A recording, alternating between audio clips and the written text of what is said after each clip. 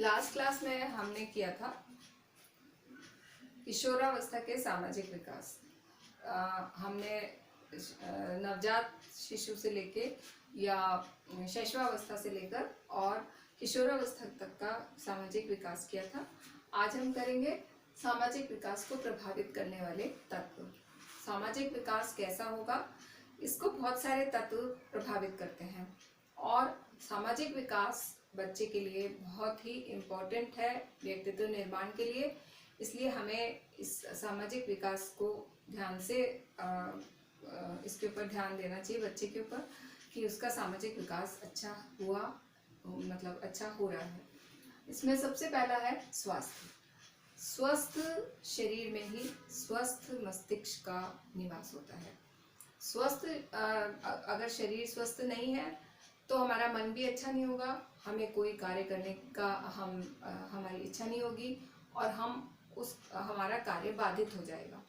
तो कोई भी हमारा विकास है, जैसे सांवेगिक विकास है, मानसिक विकास है, ये नैतिक विकास है, जितने भी हमारे व्यक्तित्व विकास है, जितने भी हमारे विकास हैं, वो सब स्वास्थ्य पर टिके हुए हैं। यदि बच्चे का स्वास्थ्य अच्छा होगा तो उसका मन भी अच्छा होगा, वो प्रफुल्लित रहेगा, उल्लासपूर्ण रहेगा, उसको कार्य करने की इच्छा करेगी, वो दूसरों के प्रति उसका अच्छा व्यवहार होगा, सहयोग की भावना होगी, उसका सामाजिक विकास भी उससे प्रभावित होगा, क्योंकि अगर उसका मन अच्छा होगा तो वो सबसे अच्छी तरह बात करेगा, उसके संबंध भी अच्छे होंगे। तो स्वास्थ्य का बहुत बड़ा रोल है सामाजिक विकास में या किसी भी और विकास में। इसके अलावा शारीरिक रचना एवं गठन, ये भी बहुत इम्पोर्टेंट है। बच्चे का अगर शारीरिक गठन अच्छा होगा, शारीरिक रचना अच्छी होगी, तो उसको सामाजिक स्वीकृति जल्दी मिलेगी और वो समाज में उसका एक स्थान होगा और उसको उसके जो भी वो कहेगा या जो भी वो बात कहेगा, तो उसकी अगर पर्सनैलिटी अच्छी है तो बच्चे की बात मानी जाएगी। तो ये उसको बहुत बड़ा प्लस पॉइंट होता है अगर बच्चे का सामाजिक शारीरिक गठन और शारीरिक रचना अच्छी होती है। तो अब इसके विपरीत अगर बच्चे के शारीरिक रचना अच्छी नहीं है, दुबला पतला सा है या बहुत मोटा है, या मतलब जो नॉर्मल फिजिक होनी चाहिए वो नहीं है, या फिर उसका जो शारीरिक गठन है वो ऐसा है कि एकदम ऑकवर्ड दिखता है, तो बच्चे उसका मजाक उड़ाने लगते हैं या उसको सामाजिक स्वीकृति नहीं मिलती है। बच्चा जो भी कहता है, चाहे वो सही बात कह रहा है, चाहे जिसको सामाजिक स्वीकृति मिली हुई है वही बात वो भी कह रहा है, तो उसकी बात का उतना वजन नहीं होता है। तो ये सामाजिक जो स्वीकृति है वो उसको तभी मिलती है जबकि उसका जो पर्सनैलिटी है, क्योंकि हम पर्सनैलिटी में सबसे पहले क्या देखते हैं, उसकी फिजिक देखते हैं। तो बच्चे का पहला इंप्रेशन उसकी फिजिक से ही आता है। तो ये भी एक बहुत इम्पोर्टेंट फैक्टर है जो कि रोल प्ले करता है। फिर है पारिवारिक वातावरण। बच्चे का पारिवारिक वातावरण अगर स्वस्थ नहीं है तो उसका सामाजिक विकास भी स्वस्थ नहीं होगा, क्योंकि पारिवारिक वातावरण अगर कलहपूर्ण है, अगर वहाँ का वातावरण बहुत तनावपूर्ण है और हमेशा लड़ाई झगड़े होते रहते हैं, तो बच्चे में फिर सामाजिक गुण विकसित नहीं हो पाते और वो असुरक्षित महसूस करता है उस घर में, उसको अच्छा नहीं लगता है। उसके अगर माता पिता के आपसी संबंध अच्छे नहीं हैं, वो लड़ाई झगड़ा करते रहते हैं, तो उसको कारण नहीं चाहिए कि किस कारण से ये हुआ है, उसको ये चाहिए कि झगड़े ना, बस। तो अगर वो झगड़ते हैं तो उसको अच्छा नहीं लगता है। तो किसी भी बच्चे को उसके माँ बाप अगर झगड़ते हैं तो उसको बिल्कुल अच्छा नहीं लगता। तो पारिवारिक वातावरण में सबसे पहले है माता पिता के आपसी संबंध, फिर माता पिता के साथ बच्चे के संबंध कैसे हैं। तो बच्चे को यदि उन्होंने पूरी तरह से एक्सेप्ट किया है, अगर वो उसको अच्छी तरह से एक्सेप्ट कर चुके हैं, उसके साथ अच्छे संबंध है, तो बच्चे का सामाजिक विकास भी उसी प्रकार से अच्छा होगा। अगर बच्चे को पूरी तरह से एक्सेप्ट नहीं किया है माता पिता ने अगर वो उसको निग्लेक्ट करते हैं तो बच्चे में असुरक्षा की भावना आ जाती है। और ये असुरक्षा की भावना बचपन में अगर बच्चे में असुरक्षा की भावना आ जाती है तो बच्चा आगे तक किसी और पे भी विश्वास नहीं करता और अपने पे भी विश्वास नहीं करता। तो ये एक बहुत बड़ी वो होती है असुरक्षा की भावना, और उसमें फिर बहुत सारी व्यवहारात्मक समस्याएं उत्पन्न हो जाती हैं, जैसे अंगूठा चूसना, मतलब एक तरह से इनसिक्योरिटी का साइन। तो ये बहुत बड़ी समस्या है जो ऐसे बच्चों में आती है जिन बच्चों के माता पिता से संबंध अच्छे नहीं होते या माता पिता उनको अच्छे से एक्सेप्ट नहीं करते। फिर है जन्म क्रम। जन्म क्रम भी बच्चे का बहुत ज़्यादा इम्पोर्टेंस रखता है, क्योंकि जन्म क्रम से ही क्योंकि बच्चा जो है वो कंपनी किसकी पसंद करता है, अपने बच्चे की। जैसे अगर पहला बच्चा है तो उसको किसी बच्चे की कंपनी नहीं मिलेगी, उसको माता पिता की कंपनी मिलेगी, रिलेटिव्स की कंपनी मिलेगी, दादा दादी नाना नानी, और उसको किसी बच्चे की कंपनी नहीं मिलेगी। तो उसका सामाजिक विकास अलग तरह का होगा। और जैसे दूसरा बच्चा है तो दूसरा बच्चा में जो पहला बच्चा है वो उसका कंपेनियन बन जाता है, वो उसको एक बच्चा मिल जाता है या एक हम उम्र साथी मिल जाता है। तो बच्चा उसको ही अनुकरण करता है, उसके साथ ही खेलना पसंद करता है, उसके साथ ही वो प्रगाढ़ संबंध बना लेता है और उसे उसके साथ ही अच्छा लगता है। तो ये जन्म क्रम का बहुत असर पड़ता है बच्चे के सामाजिक विकास के ऊपर। बच्चे के अंदर जो सामाजिक गुण विकसित होंगे तो उसमें भी जन्म क्रम का बहुत असर पड़ता है। बच्चा कॉपी करता है एक तरह से बड़े बच्चे को, तो वो जो भी उसके अगर अच्छाइयाँ हैं तो उनको कॉपी करेगा, बुराइयाँ हैं तो भी उनको कॉपी करेगा, और उसको उसके साथ रहना अच्छा लगता है। माता पिता के साथ भी रहता है, उनके साथ भी अच्छा लगता है, मगर एक डिफरेंट कंपनी उसको उसके साथ मिलती है और वो एक तरह से पूरी ट्रेनिंग में रहता है, अपने बड़े भाई या बहन की ट्रेनिंग में रहता है। फिर है परिवार का आकार। परिवार का आकार यदि छोटा है, बहुत छोटा है, तो बच्चे का सामाजिक अंतःक्रिया कम होगी और उससे बच्चे का सामाजिक विकास जो है वो बहुत अच्छा नहीं हो पाएगा, या बहिर्मुखी व्यक्तित्व का बच्चा नहीं हो पाएगा, क्योंकि उसके अंदर बहुत सारे लोगों से बात करने का टैलेंट या बहुत सारे लोगों से बात करने की कला नहीं डेवलप हो पाती है। वो सीमित ही रहता है, एकांकी रहता है। अगर उसके घर में कई सारे जने आ जाते हैं तो उसको वो रोने लगता है, उसको लगता है मेरे ऊपर अटेंशन नहीं दिया जा रहा, तो इस तरह का उसका व्यवहार हो जाता है। और यदि बहुत सारे लोग होते हैं, परिवार का आकार अगर बड़ा होता है, तो सामाजिक विकास बच्चे का अच्छा होता है, क्योंकि वो उनसे उस अंतःक्रिया करने के लिए उसके पास बहुत सारे जने होते हैं और वो उनसे अंतःक्रिया करने लगता है। फिर है सामाजिक आर्थिक स्तर। सामाजिक आर्थिक स्तर का बच्चे पे प्रभाव पड़ता है, पर पेरेंट्स को ये चाहिए कि सामाजिक आर्थिक स्तर का प्रभाव बच्चे के ऊपर ना पड़े। बच्चे के अंदर ये फीलिंग बिल्कुल नहीं आनी चाहिए कि हम निम्न स्तर के हैं या हम उच्च स्तर के हैं या हम मध्यम वर्गीय हैं। ये फीलिंग बच्चे के अंदर बिल्कुल नहीं आनी चाहिए। सब समान है, इस तरह की उसमें फीलिंग आनी चाहिए।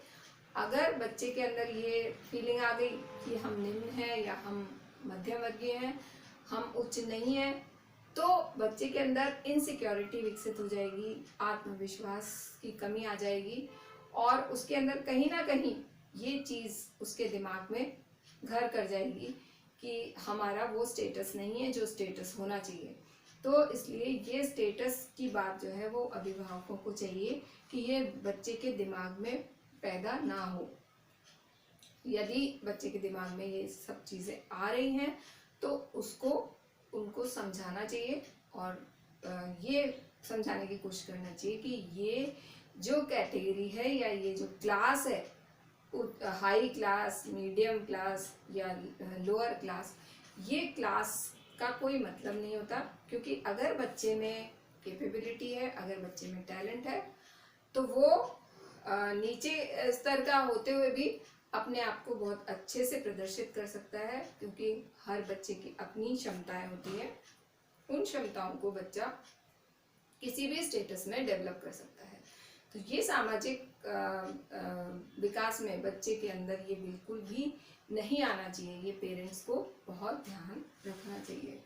फिर पड़ोस का वातावरण। पड़ोस का वातावरण कैसा है? अगर पड़ोस का वातावरण अच्छा है, अच्छे लोग रहते हैं, वहाँ पर सबके स्वस्थ संबंध है, माँ बाप के भी अच्छे संबंध हैं, और उनके बच्चे हैं उनसे भी बच्चे के अच्छे संबंध है, तो उसका सामाजिक विकास अच्छा होगा। बच्चे में बहिर्मुखी व्यक्तित्व विकसित होगा। और यदि पड़ोस का वातावरण बहुत कलहपूर्ण है, तनावपूर्ण है, अच्छे लोग नहीं हैं या एक विचार के लोग नहीं हैं, तो फिर बच्चे के अंदर उसका सामाजिक विकास प्रभावित होगा और वो उसका सामाजिक विकास इतना स्वस्थ नहीं हो पाएगा और उसके अंदर अंतर्मुखी व्यक्तित्व भी विकसित हो सकता है। फिर है विद्यालय का वातावरण। विद्यालय का वातावरण, क्योंकि हम कहते हैं कि घर के बाद सबसे पहला जो कंटिन्यूअस एनवायरनमेंट होता है वो उसका घर होता है, घर परिवार होता है। और दूसरा उसका वातावरण होता है वो विद्यालय होता है। तो विद्यालय का वातावरण अगर अच्छा नहीं है, अगर विद्यालय का वातावरण स्वस्थ नहीं है, अगर वहाँ पर बहुत स्ट्रिक्ट डिसिप्लिन है, चाहे से उसका उस स्कूल का बहुत अच्छा नाम हो, चाहे मतलब बहुत अच्छा स्टेटस हो, पर यदि उसका वातावरण बहुत स्ट्रिक्ट है, वो बच्चों को पनिशमेंट देते हैं या बच्चों के ऊपर एक प्रेशर रखते हैं, ये करना है, ये करना है, इस तरह का उसके अंदर प्रेशर होता है, तो बच्चे का सामाजिक विकास पूर्ण रूप से नहीं हो पाता। वो अंतर्मुखी व्यक्तित्व का हो जाता है, क्योंकि वो अपने आप को प्रदर्शित करने में डरता है, अपने आप को बोलने में या अपने विचारों को व्यक्त करने में डरता है, क्योंकि उसको मार पड़ेगी या डांट पड़ेगी या जो मतलब उसको एक्सेप्टेंस नहीं मिल पाती है। तो इसलिए स्कूल का वातावरण भी बहुत इम्पोर्टेंट है, क्योंकि ये सेकंड वातावरण है, बच्चे का सेकंड लॉन्गेस्ट वातावरण है। तो इसलिए स्कूल का जो वातावरण है वो भी अगर स्वस्थ है, बच्चे के को इतनी फ्रीडम है कि वो अपने विचारों को व्यक्त करे या अपनी भावनाओं को व्यक्त करे और उसको वहाँ पर स्वीकृति प्राप्त होती है, तो बच्चे में सामाजिक विकास स्वस्थ होगा और अच्छा विकास होगा। फिर है बुद्धि।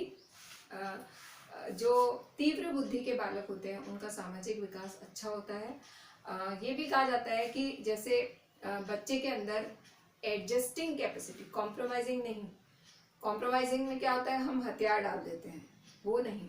एडजस्टिंग मतलब समायोजन करने की जो कैपेसिटी है अगर अच्छी है, समायोजन, जैसे कि बच्चा कहीं भी जाता है, किसी के घर जाता है, वहाँ पर अच्छे से घुल मिल जाता है, सब लोगों से बातचीत भी करता है, वहाँ जब रहता है वो, तो जैसे हम किसी के घर जाते हैं, कई बार ऐसा होता है कि हमारे अनुकूल वहाँ का वातावरण नहीं होता, वहाँ पे ज़्यादा सफाई नहीं है, तो बच्चा खुद जाके सफाई कर ले, अपने अनुकूल उस वातावरण को बना ले।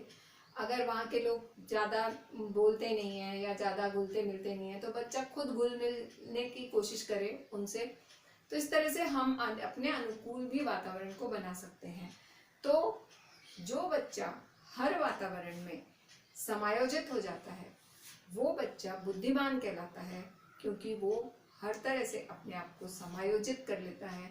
समायोजित करने का मतलब है कि अपने अनुकूल वातावरण बनाना, जिसमें बच्चा कॉम्प्रोमाइज नहीं कर रहा, समायोजित हो रहा है। तो बुद्धिमत्ता यही है कि जो जितना अच्छे से सब जगह एडजस्ट हो जाता है, चाहे वो स्कूल में हो, चाहे कहीं कॉलेज में जा रहा है, कहीं इंस्टीट्यूशन में जा रहा है, या कहीं सोशल गैदरिंग में जा रहा है, या किसी के घर जा रहा है, आस पड़ोस में जा रहा है, या किसी रिलेटिव के घर जा रहा है, वो सब जगह अगर समायोजित हो जाता है तो बच्चे की ये क्वालिटी कहिए, और बच्चे में ये बहुत अच्छी क्वालिटी है, और इस क्वालिटी को डेवलप्ड रहना चाहिए। और ये क्वालिटी इसीलिए आई है क्योंकि बच्चा बुद्धिमान है, इंटेलिजेंट है। अगर बच्चा इंटेलिजेंट नहीं है, मंदबुद्धि जो बालक होते हैं वो हर जगह एडजस्ट नहीं हो पाते हैं, हर जगह उनको प्रॉब्लम आती है, या मंद बुद्धि या मध्यम या औसत बुद्धि के जो बच्चे होते हैं वो ज़्यादातर इस प्रकार के होते हैं कि हर जगह वो एडजस्ट नहीं हो पाते, उनको टाइम लगता है। तो जितनी जल्दी और जितनी आसानी से बच्चा एडजस्ट हो जाता है उतना ही अच्छा और बुद्धिमान बच्चा है। फिर नेक्स्ट है खेल और मनोरंजन के साधन कैसे उपलब्ध है बच्चे में, या बच्चा साधन युक्त है या नहीं है। जैसे कि बच्चा जहाँ पर रह रहा है उसके आसपास के वातावरण में वो अपने खेल के साधन खोज ले, या मतलब साधन युक्त हो, अपना खेल बिगड़ने नहीं दे, अपने खेल के जो खेल और मनोरंजन के साधन है उनको पैदा कर ले। जैसे कोई भी जैसे कहीं गया बच्चा, उसको कोई खिलौना नहीं मिल रहा है खेलने का, तो बच्चे नहीं करते कि वहाँ पे कोई गत्ते का डब्बा है उसमें गोल गोल पहिए काट लिए या ढक्कन लगा दिए, गाड़ी बना ली। तो इस तरह से बच्चा साधन युक्त भी होना चाहिए और अपने खेल और मनोरंजन के साधन जुटाने उसको आने चाहिए, तभी बच्चे की सामाजिक जो उसकी क्षमता है वो विकसित होती है। तो ये है। नेक्स्ट है बच्चों का व्यक्तित्व। बच्चों का व्यक्तित्व कैसा है, अंतर्मुखी व्यक्तित्व है या बहिर्मुखी व्यक्तित्व है। ऐसा नहीं है कि जो अंतर्मुखी व्यक्तित्व के होते हैं वो बच्चे सामाजिक नहीं हो सकते। कई बार ऐसा होता है कि जो अंतर्मुखी व्यक्तित्व के बच्चे होते हैं वो बहुत कुछ समझते हैं, इंटेलिजेंट होते हैं, बहुत गहराई से हर चीज़ को समझते हैं और फिर रिएक्ट करते हैं, और धीरे धीरे वो पॉपुलर हो जाते हैं और उनका जो अंतर्मुखी व्यक्तित्व था वो बहिर्मुखी व्यक्तित्व के उसमें रूपांतरित हो जाता है। ये भी देखा गया है। तो बच्चे का कैसा व्यक्तित्व है ये उसके अनुभव उसको सिखाते हैं। उसके अनुभव कैसे हैं, अच्छे अनुभव हैं तो उसका सामाजिक विकास अच्छा होगा, अगर बुरे अनुभव हैं तो उसका सामाजिक विकास प्रभावित होगा। तो इस तरह से बच्चे का व्यक्तित्व जो है वो सामाजिक विकास बच्चे का कैसा है वो भी उसके व्यक्तित्व को निर्मित करता है। फिर है सामाजिक व्यवस्था। सामाजिक व्यवस्था कैसी है, किस मतलब कहाँ बच्चा रह रहा है, वहाँ के मतलब हर देश के अलग अलग सामाजिक मान्यताएं होती हैं, सामाजिक परंपराएं होती हैं। हर समाज की अलग अलग परंपराएं, हर धर्म जाति की अलग अलग सामाजिक मान्यताएं होती हैं, परंपराएं होती हैं, संस्कृति होती है। तो वो किस प्रकार की सामाजिक व्यवस्था है उसके हिसाब से उसको पता होना चाहिए क्या सामाजिक व्यवस्था है और ये सही है या नहीं है, इसका भी उसको सेंस होना चाहिए। कई चीज़ें ऐसी होती हैं जो बच्चे हम लोग बड़े होके समझते हैं कि नहीं ये परंपरा गलत है, तो वो भी उसको नॉलेज होनी चाहिए। और यदि उसको लगता है कि ये चीज़ गलत है तो वो उसका विरोध भी करे, खड़े होके ना कहना भी आना चाहिए बच्चे को। फिर है संवर्धन अभिप्रेरक, मतलब डिजायर टू बी एक्सेप्टेड, अपने सामाजिक स्वीकृति या एक प्रबल इच्छा अपने आप को अपनी स्वीकृति प्राप्त करने की, ये भी बच्चे में देखी जाती है। जितनी प्रबल उसकी इच्छा होती है उतना ही वो सोशली एक्टिव होता है, क्योंकि उतना ही वो रिझाएगा लोगों को और एक्सेप्टेंस लेगा। तो इसलिए ये इच्छा भी होनी चाहिए बच्चे में, जिससे बच्चा सोशली एक्टिव हो। फिर है संवेगात्मक व्यवहार बच्चे का कैसा है। अगर बच्चा जो है वो हंसमुख प्रवृत्ति का है, अगर उसमें सकारात्मक या पॉजिटिव इमोशंस ज़्यादा हैं तो बच्चे का सामाजिक विकास अच्छा होगा। अगर वो ईर्ष्यालु है, झगड़ालू है या उसमें भय बहुत ज़्यादा बैठा हुआ है, इस तरह का बच्चा है तो उसका सामाजिक विकास भी अच्छा नहीं होगा, उसको सामाजिक स्वीकृति प्राप्त नहीं होगी। तो ये है। फिर उसका साथी समूह कैसा है, उस पर भी उसका सामाजिक विकास निर्भर करता है। यदि उसका साथी समूह जो है वो अच्छा है, सामाजिक है, मतलब अच्छे अच्छे कार्य करता है, तो उसको भी मतलब क्योंकि उसका बहुत प्रभाव पड़ता है साथी समूह का, तो उसका साथी समूह की संगति अच्छी है तो उसके ऊपर अच्छा प्रभाव पड़ेगा, अगर बुरी है तो वो बुरी चीज़ें सीख लेगा। संगति का असर बहुत जल्दी पड़ता है इस एज में, तो इसलिए साथी समूह का चयन भी बहुत अच्छा, साथी समूह का चयन भी बहुत इम्पोर्टेंट है। और ये चीज़ बच्चे में होनी चाहिए कि हम किस प्रकार के साथियों का चयन कर रहे हैं, ये अच्छे हैं या बुरे हैं, और हम जो उनसे जो चीज़ सीख रहे हैं वो सही है या गलत है, इसका फैसला करना भी बच्चे को आना चाहिए। तो ये है सामाजिक विकास के जो तत्व, प्रभावित करने वाले तत्व, और इनका प्रभाव बच्चे के पूरे सामाजिक विकास पर पड़ता है, शैशवावस्था से लेकर और आगे जीवन पर्यंत उसके सामाजिक विकास पर इन कारकों का प्रभाव पड़ता है। Thank you.